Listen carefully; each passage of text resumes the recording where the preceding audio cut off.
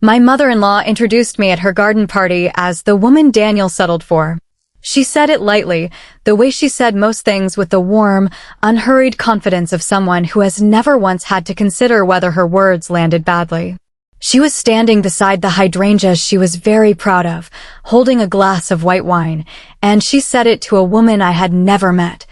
A woman named Patricia, who was apparently on the board of 3 nonprofit organizations, and who looked at me with the polite interest of someone confirming a suspicion.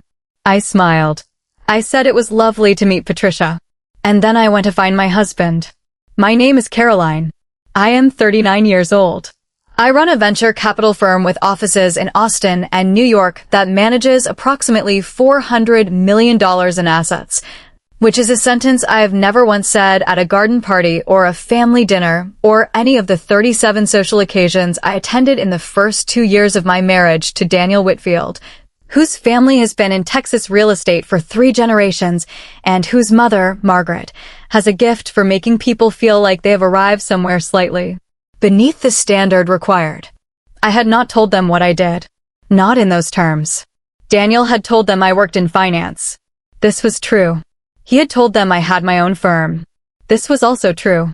He had not told them the scale of it because I had asked him not to in the first month of our relationship, when I had understood what kind of family I was marrying into and had made a decision about how I wanted them to know me. I wanted them to know me first. Daniel had agreed. He had agreed, actually, with the relief of a man who has spent his life watching people respond to his family's money and had appreciated, in me, someone who seemed uninterested in that particular performance. 2 years later, at the garden party, with the hydrangeas and the Patricia and the woman Daniel settled for still settling somewhere in my chest, I thought about whether I had been right to ask him to wait. I thought about it for a long time. And then I thought, not yet. But soon. Let me start at the beginning. I grew up in Houston, the daughter of a woman who cleaned houses for a living and a man who drove a delivery truck until his back gave out and then worked the register at a hardware store. We were not poor in the way that marks you permanently, but we were careful in the way that shapes you permanently, which is different. I understood money as a thing you were responsible for, not a thing that took care of itself. I understood work as something you did every day regardless of how you felt about it. I understood that the difference between people who had things and people who did not was often smaller than it appeared and more related to information and timing than to character. I was good at school in the specific way of someone who has understood that school is the first available door and has decided to go through it as completely as possible. I got a scholarship to the University of Texas. I got a job at a small investment firm this summer before I graduated.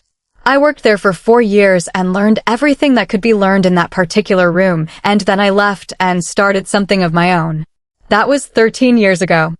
The firm grew slowly and then faster, and then in the way that things grow when they have been built carefully and the market conditions become favorable and the people you have hired are exactly who you thought they were when you hired them. By the time I met Daniel, I had been running it for 9 years, and it was something real, not famous, not the kind of firm whose name appeared in business profiles, but real in the way that matters. Which is to say it worked and it had integrity, and the people who trusted us with their money had reason to continue doing so. I met Daniel at a charity auction in Austin. He was 36, the kind of handsome that happens to men who have always been taken care of and have not been required by circumstances to develop the particular attractiveness of struggle. He was charming in the easy way of people who have always found rooms welcoming, and he laughed readily, and he asked questions that were actually curious rather than socially obligatory. I liked him immediately. He asked what I did. I said I worked in finance. He said, "What kind?" I said, "Investment. I have a small firm." He said, "What does small mean?" I looked at him. He had asked it genuinely, with the specific curiosity of someone who has learned that small means different things in different contexts. I said, "Not small enough to be precarious and not large enough to be impersonal." He smiled. He said, "That sounds like exactly the right size." We dated for 8 months before I told him more specifically what the firm was. He was not surprised. He had understood from early on that I was not telling him something specific, and he had not pushed, which I appreciated. When I told him, he was quiet for a moment, and then he said, "Does it change things between us?" I said, "It shouldn't." Does it? He said, no. But I need to tell you something about my family. He told me about the Whitfields. 3 generations of Texas real estate. A mother who ran the family's social life with the thoroughness of someone who understood that social currency was real currency. A father who had retired and spent his time on the ranch and who was easier, by all accounts, than the mother. A sister who had married well and was therefore in good standing. An older brother who had not and was therefore somewhat on the periphery. He said, they're going to have opinions about you. I said, what kind of opinions? He said, they're going to look at you and decide what you are. And they're not always right about what they decide. I thought about this. I said, what if we let them decide for a while? He said, what do you mean? I said, what if you tell them I work in finance and have my own firm and leave the rest for them to find out in their own time? I want to know who your family is before they know who I am. He looked at me for a long moment. He said, you've done this before. I said, not with a family. But I've done the principle before. You learn more about people when they think they already know what they're dealing with. He said, what if they're unkind to you in the meantime? I said, then I'll know that too. He said, Caroline. I said, Daniel. I have been underestimated my entire life. It has never hurt me. It has only ever given me information. He was quiet. He said, okay. But I want to know when you've had enough. I said, you'll know. The Whitfields received me with the specific courtesy of people who have decided to be gracious about something they consider a mild disappointment.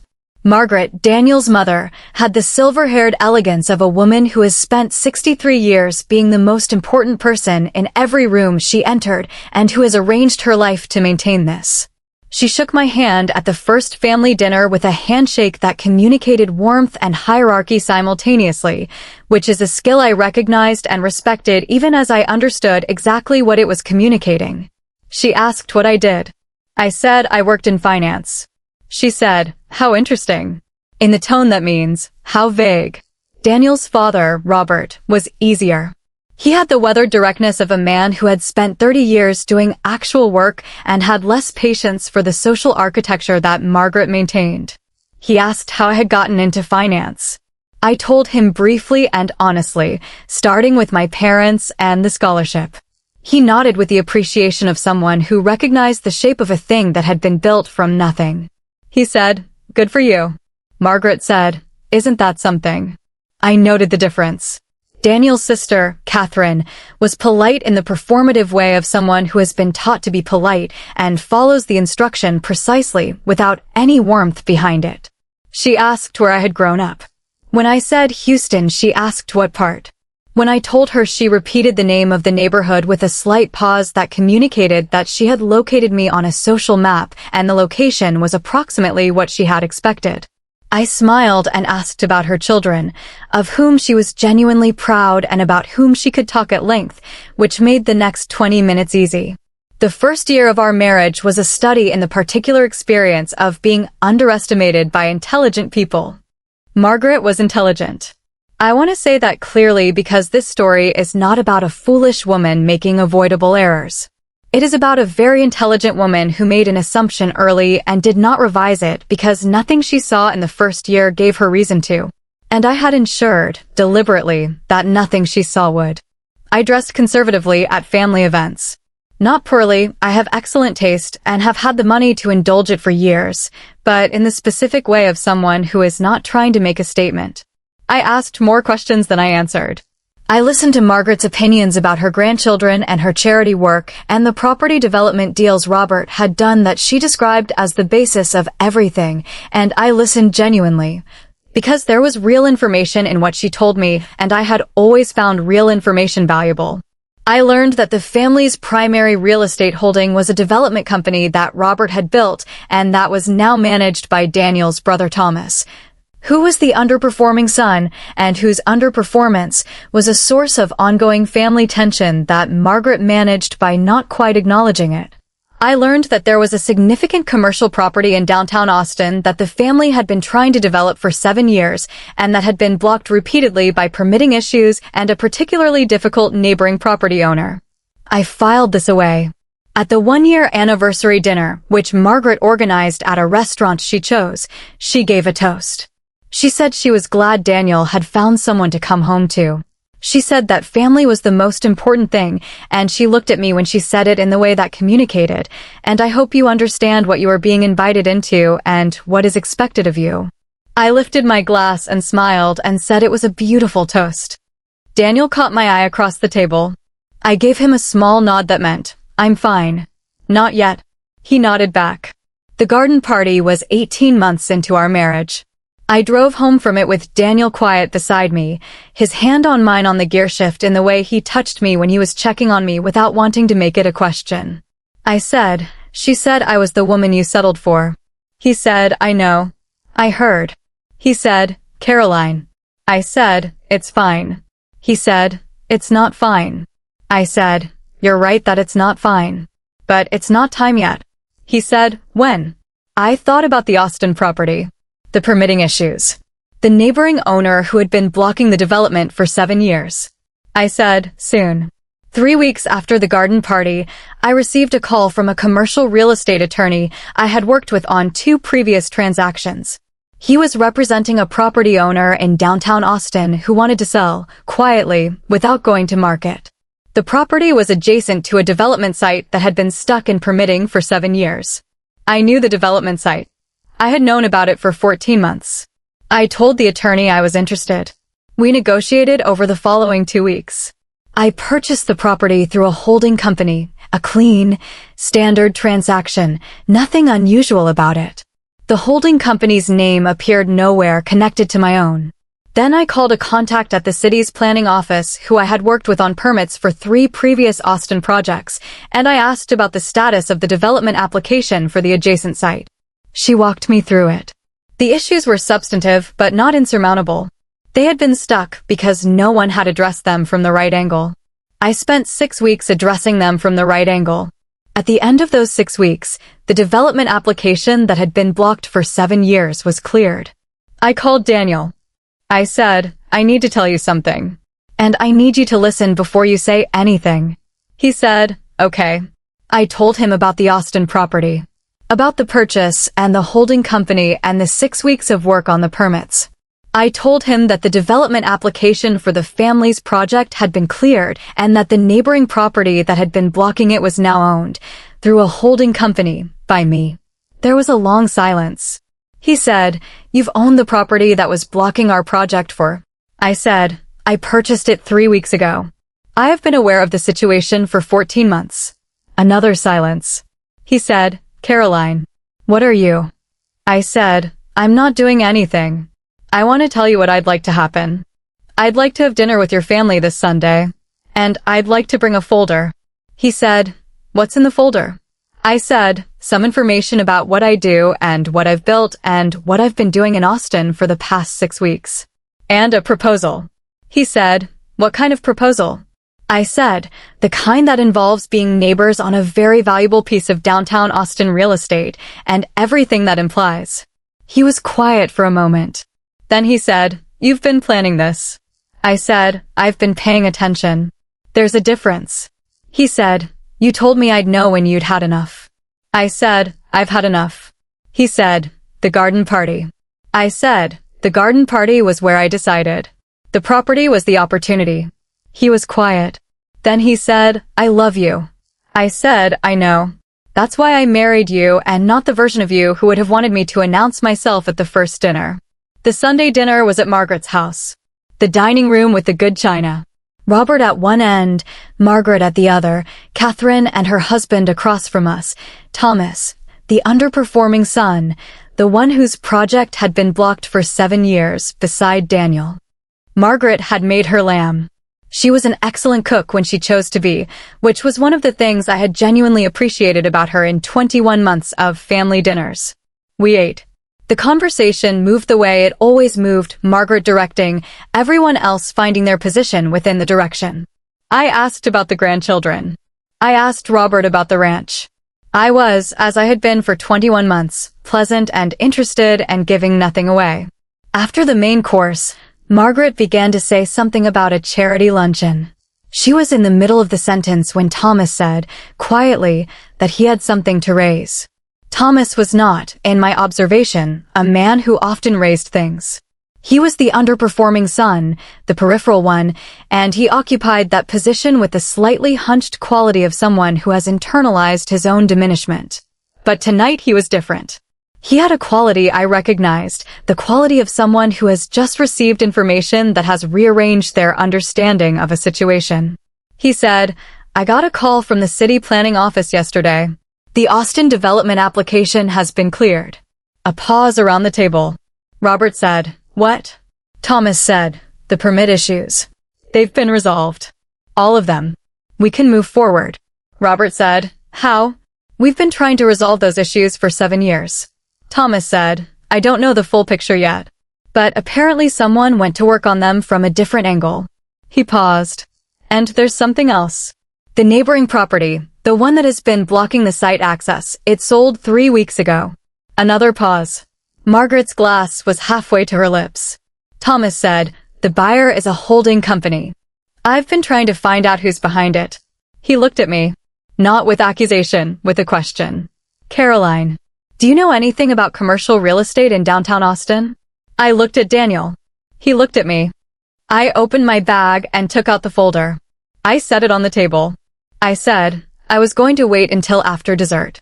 But this is probably the right moment. I want to describe what happened in the next 20 minutes, because I have thought about it many times since. I opened the folder. I walked them through it the way I walk clients through things clearly, in order, without unnecessary drama. The firm, its structure, its assets under management. The Austin property, the purchase date, the holding company, the connection to their development site. The 6 weeks of permit work and how I had approached it and what I had found and what I had done about it. I had prepared a proposal as well, a genuine one, not a performance. A structure for the neighboring properties to function as a unified development rather than competing ones, with terms that were fair to everyone and that reflected the actual value of what I had brought to the table. I set the proposal beside the folder. I said, I'm not interested in leverage. I'm interested in a good outcome for a valuable piece of real estate that has been stuck because of an access issue that is now resolved.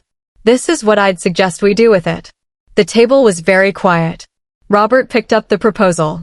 He read it with the attention of a man who has spent 30 years reading documents that matter. He read it twice. Then he set it down and looked at me.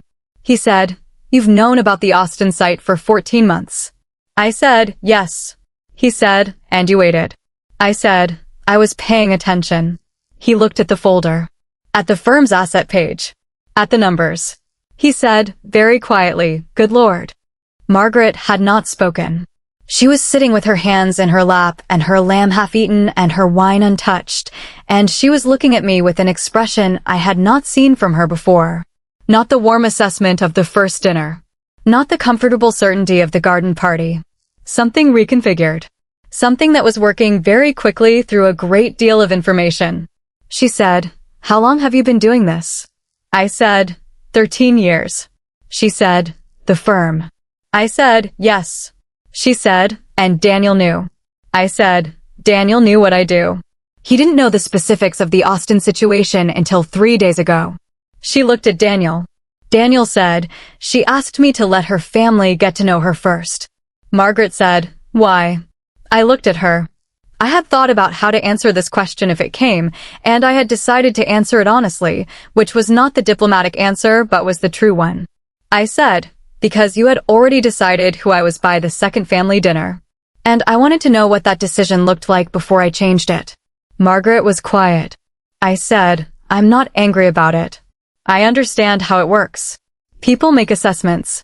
Families have expectations. You looked at me and you saw what you expected to see, and that is a very human thing to do. A pause. I said, but I wanted you to have seen it. Clearly. And I wanted you to see that I had seen it. Before we moved forward. The room was very quiet. Robert said, You said you're not interested in leverage. I said, I'm not. The proposal I've outlined is genuinely fair. You can have your lawyers look at it. I would expect nothing less. He said, and the permit work. I said, resolved. As of last week. That's done regardless of what you decide about the proposal. He said, you did that before you knew what we'd say. I said, yes. He said, why? I said, because the permits were the problem. Solving problems is what I do. And I did not want the resolution of a solvable problem to be contingent on anything. Robert looked at me for a long moment. Then he said, Thomas, get your attorney on the phone Monday morning. Tell him to look at this proposal and call me Monday afternoon. Thomas said, Yes, sir. Robert looked at me. He said, Welcome to the family. Properly. Margaret's hand, I noticed, had moved to her wine glass. She took a slow sip. She set the glass down. She looked at me across the table with the expression of a woman who is very intelligent and has just understood something significant and is deciding how to hold it. She said, You heard what I said at the garden party. I said, Yes. She said, You've heard everything, haven't you? All of it. I said, I pay attention. She said, And you waited. I said, I wanted you to see it for yourself. Margaret looked at me for a long time. Then she said something I had not expected. Not an apology. Margaret was not, at her core, a woman who apologized. But something else. Something that required her to be slightly more honest than she usually allowed herself to be in a room full of people. She said, I underestimated you. I said, Yes. She said, significantly. I said, Yes. She said, I find I am not entirely displeased about being wrong in this particular case. I said, I appreciate that. She picked up her wine glass again. She held it toward me, slightly, not quite a toast, more like an acknowledgement. I held mine toward her. We drank. Catherine had not said anything for the past 20 minutes. She now said, I feel like I need to review every conversation I've had with you. I said, You were always perfectly pleasant. She said, I think that might be worse. I laughed. For the first time in 21 months of family dinners, I laughed genuinely, without managing it. Catherine, to her credit, laughed too. I am 39 years old. My firm manages $400 million in assets. I have a husband who agreed, 8 months into our relationship, to let his family see me without the money first, and who has never once in 2 years of family dinners said anything that required me to manage anything. I have a mother-in-law who told a woman named Patricia that I was who Daniel settled for, and who raised a glass to me across her dining room table 6 months later. I have a downtown Austin property that is now part of a unified development project with very good projected returns, which I know because I modeled them myself. I grew up in Houston with a mother who cleaned houses and a father who drove a truck and then worked a register, and I understood money as a thing you were responsible for and work as something you did every day regardless of how you felt about it. I have felt that every day for 39 years. And I have found that the people who underestimate you are spending energy you do not have to spend. Let them spend it. You save yours. That is the whole lesson. That is, as far as I can tell, the only lesson that has ever mattered. Save yours.